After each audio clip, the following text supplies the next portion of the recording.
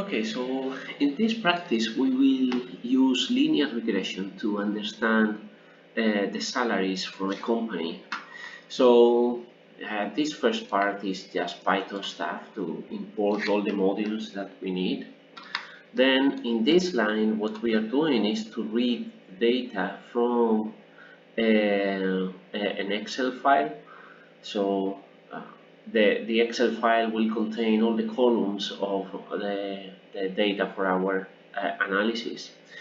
Then this is pandas, and pandas is reading something called a data frame. So df will be our variable that contains the columns. So yeah, if we can check the type of that variable, and it is a pandas data frame. So we can have a look at the first 10 rows just to check how they look like, and we see that well, we have the salary, we have the gender of that person, we have the category of that person, the number of years of experience, and performance. The performance goes from 0 to 10, the higher the better. So we will start now to try to understand the amount of data that we have. So we use for that the data frame describe method. So it summarizes for the numerical variables. We see here that we have two types of variables. The first ones are numerical, so salary, years of experience, and performance. They are numerical, while gender and category, they are categorical, so they are distinct valued variables. So for the df describe, for the numerical variables, it tells us how many rows it has in, so almost 3,000 rows, and what is the mean, what is the mean number years of experience, what is the mean performance, what are the standard deviations, the minimum, the quantiles, and the maximum. We can also check what are the data types of each one of the columns, and well, salary is a floating number, which makes sense, and years of experience and performance, they are integer numbers, and then gender and category, they have not been well understood, and they are saved as objects, which is a very generic data type on which we cannot compute. So, or do the kind of computations we are interested in. So the first thing we will do is to convert these two variables as categories. So we will substitute the current, this is the current gender data column, and we will substitute it with the current one converted to category, and the same for the category. And then if we check now the data types, now they are understood as categories, which is much better for us. Okay, now we will these gender and categories, they are good for particular type of calculations, but some of the libraries that we are using, they need something that is called the one-hot encoding. So the one-hot encoding means that if we have a male, now we have two new variables. So gender is equal male. Now we need two extra variables that will have a 0 because it is not female, and a 1 because it is male. And same here, so we have a female, now we will have 1 and 0. And the same for the other ones, for the categories. So the categories, we will expand this category into 3 variables. So one of them will be executive, middle manager, and technician. And if we have an executive, we will have 100. If we have a technician, we will have 001. So this kind of encoding is called the one-hot encoding, and we get those encodings like this. So we say get dummies of this thing, and then we will get another data frame, and now we concatenate all the data frames. So the old data frame and the data frame having the gender one hot encoding that has just these two columns, and the the data frame having the category as a one hot encoding. And now if we look at the rows, we see that we have the full information, and some of this information is redundant, but we have created it because there are some of the libraries that we will use later that cannot use gender and category as they were as categories, category variables, categorical variables. Okay, so now let's explore a little bit the data. So we can make a histogram of the salary, and we see that it is a very skewed histogram with a peak around somehow, I don't know, somewhere 75,000, and then we can also explore, for instance, the performance. So we create a cross table with one of the columns being the performance, the other one will be the count of those performances. So we have here performance 3, there are 70 people with performance 3, 185 with performance 4, and so on. So we see that the most typical value is 6, and we can plot it here. This is so we have saved our cross table as table performance. This is used just to print the table performance, and we can also plot it. So we plot it, and then this is what we see. And we can do the same for the gender and performance. So here we have a cross table between performance, and now it is not count, it is gender. So if we now plot it, what we have is a bar plot where we can see if there are differences in performance between males and females. So it seems that at this level 6 there is a little bit of difference. Whether it is significant or not, it is some other issue that we are not testing now. And otherwise, in the rest of performances, it doesn't seem that there is any difference.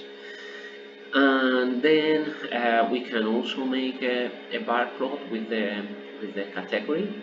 So we see that most of the people are technicians, very few are executives, and then we have the middle manager category, and we see relatively somewhere in between the number of executives and the number of technicians.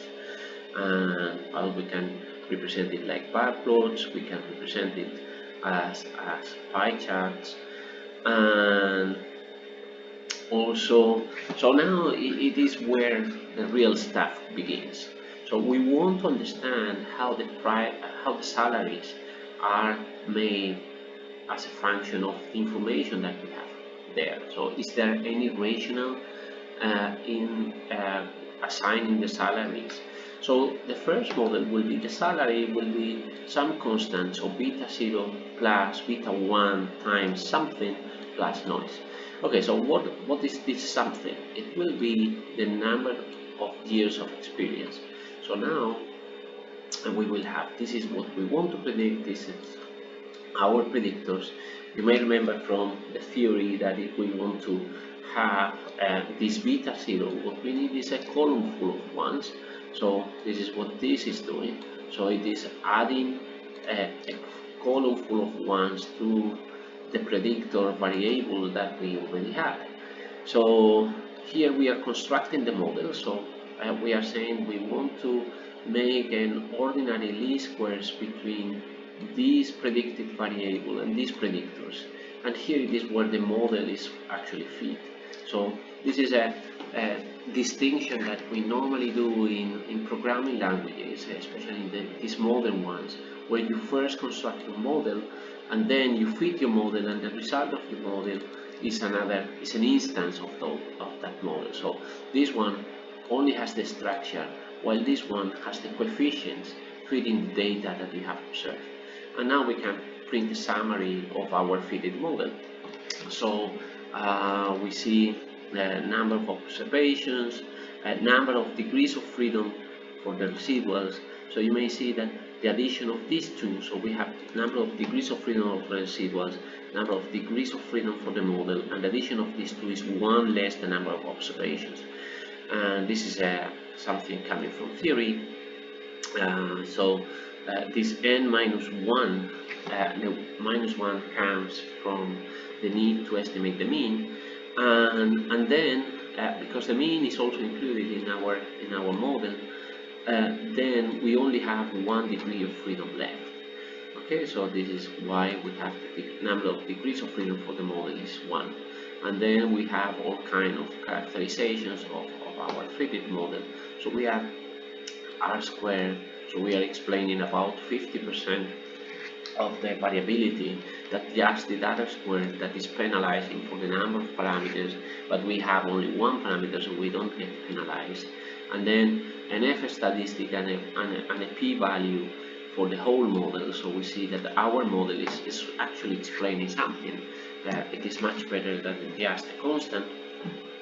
And then these archaic and basic information criteria that tell us it is also another kind of characterization we have not seen. So what about the model? So the model was beta 0 plus beta 1 times the number of years of experience. So here we see beta 0. So beta 0, the average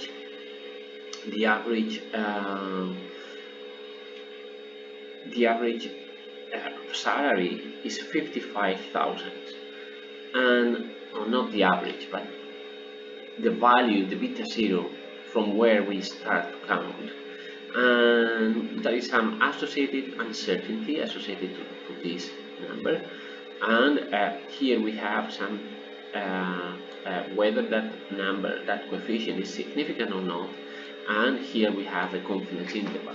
So we have estimated this value, but the confidence interval of 95% of confidence level, it is somewhere here. So this expresses more or less our uncertainty about that value.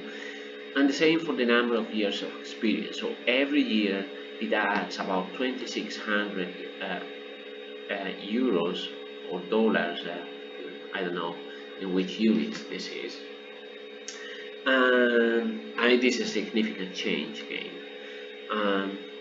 Okay, so here are more characterizations, and we will not get into the details of these characterizations. Okay, now we can try to see whether our model really predicts the salary. So our model is salary as a function of years of experience, so we can plot the different people here, and then we can show our model, and we see a number of striking features. So first feature is that depending on the number of years of experience, the variability is larger or smaller, and also it seems that there are blocks. So you see about less than 15 years of experience, it has less variation, and then 15 years or more, it has more variation, and then the last block. Okay, so it seems that just a linear trend is not enough. It seems that we could do better with a quadratic fitting. So we will keep this in mind, and later we will construct a model in which we add a quadratic term for the years of experience. So another check that we should do is to check whether the residuals that are the difference between the true value and our prediction, they are Gaussian or not. So we will do that here. So we will take the residuals out of our model, and then we will make a QQ plot. So this QQ plot, they are what is the theoretical quantile that we should see if these residuals were Gaussian, and what are the true quantiles.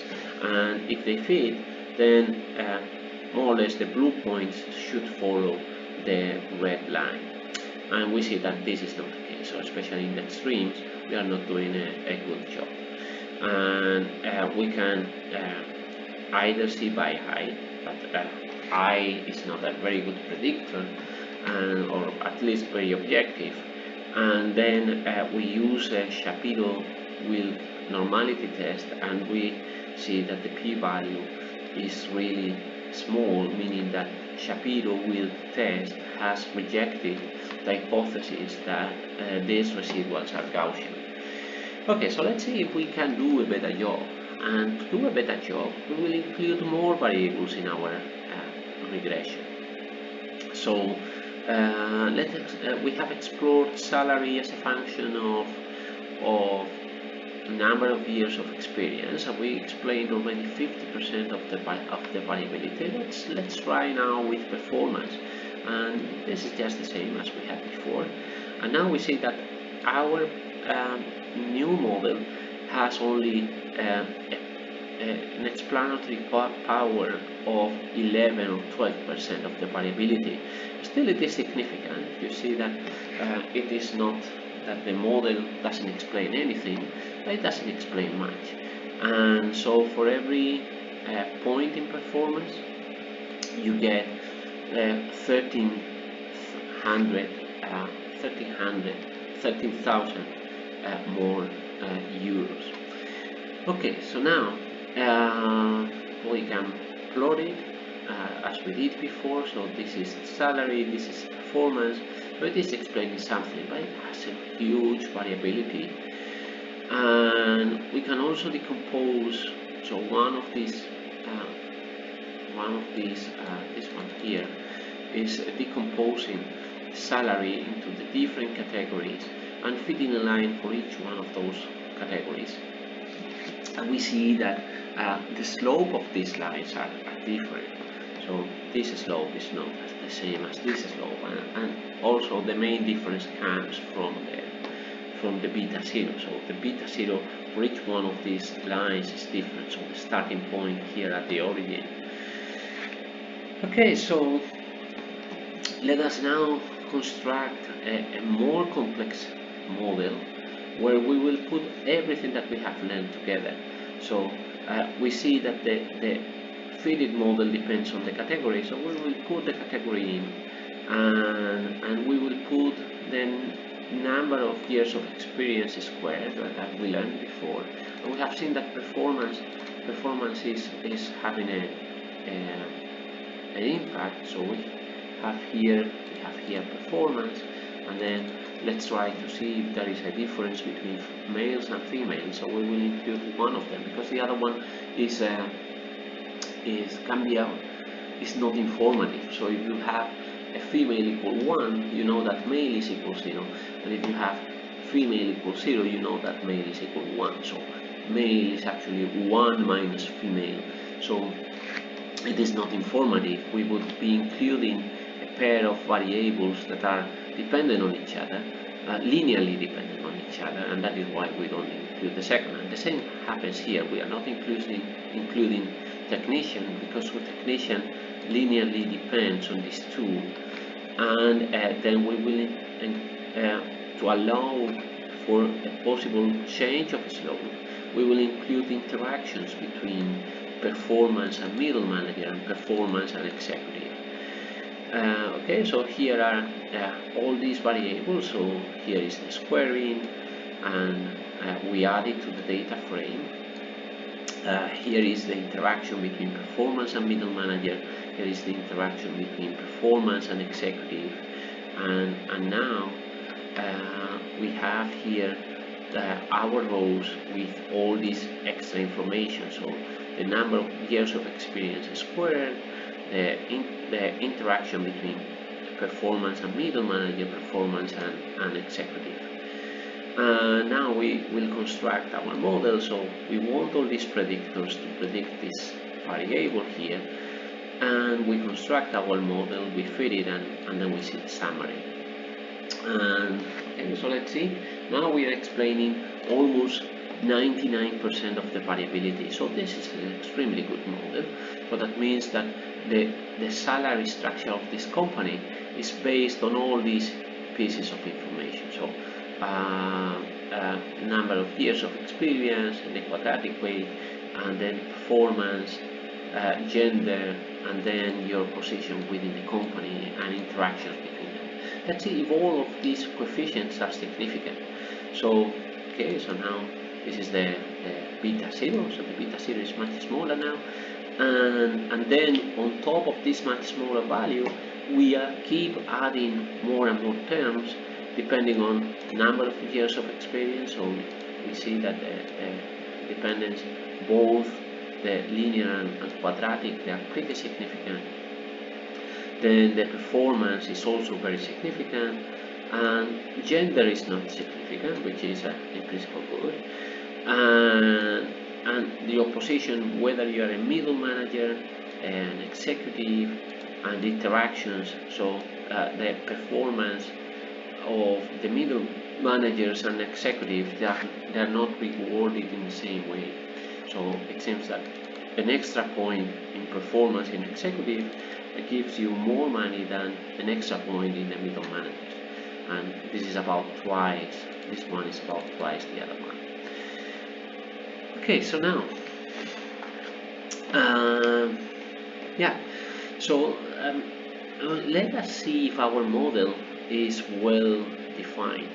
So especially these p-values and the confidence intervals, they depend on the stability of our model. So let's see if our model is very stable. And this can be measured through something that is called the variance inflation factor that we can borrow from this module. So we take the columns of our predictors, and then for each one of these columns we compute the variance inflation factor, and these are the results. So any variance inflation factor that is larger than 5 is a bad predictor. So that predictor is probably dependent on the rest of the columns in the data frame. So let's try to see how we can solve it. A very simple solution very often is just to center the values. So if we construct, so the number of years we saw before that it went, number of years of experience, it went from 0 to 40, let's say. So instead of having 0 to 40, we can center it and go from -20 to 20. So that the mean is 0. So we have to subtract the mean. So the mean of the number of years of experience doesn't need to be 20, it is whatever, but we are subtracting the mean. So we have now a centered number of years of experience, and we do the same for all the other variables. So performance, number of years squared, and the interaction between performance and middle manager, and the interaction between performance and executive. And now we should see negative values in these new variables. So we see the number of years of experience, we see negative values in here, and the same for the performance, and the same for the number of years squared. We cannot see the first 10 rows, but we are sure that must be down below, and so on. Okay, so now we construct again our model, and again we explain the same amount of variability. This shouldn't change, so centering the variables shouldn't change. It should only change the beta 0. So we see that the beta 0 has changed, but for instance these two that we were paying attention to, they haven't changed, and they should not change. And again whether these coefficients are significant or not shouldn't change either, and we see that they didn't change. But now what has changed is that the confidence intervals are much better defined. So now we have much less uncertainty about our confidence intervals. And now if we check about the collinearity of these new centered variables, we see that they are not collinear anymore. So we are good with this. Okay, so the other, once we have finished with the model, we should make sure that the coefficients that we have, or the assumptions that we have for the regression, are fulfilled. So there were a couple of assumptions. One was that the residuals were almost elastic. That means that the the variance of the residuals doesn't depend on any of the predictor variables, neither on the predicted variable. So it doesn't depend on x, it doesn't depend on y. And here we have we are checking for this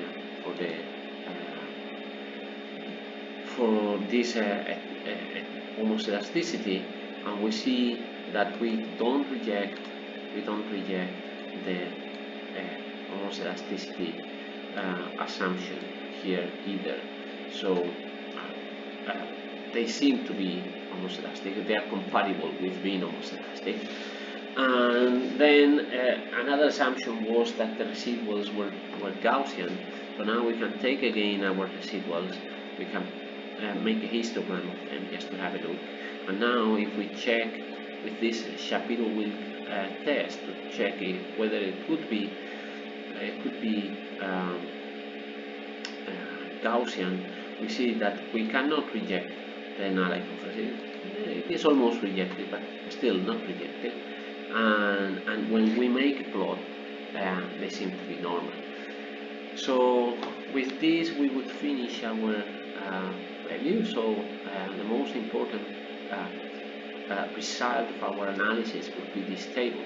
So this table is the model that explains quite well how the salary is constructed as a function of all these variables, and then we can agree or disagree on the structure of the salary, but we know how the salaries are constructed in this company, and then we may take actions if we want to make any change. But now at least we understand how they are made.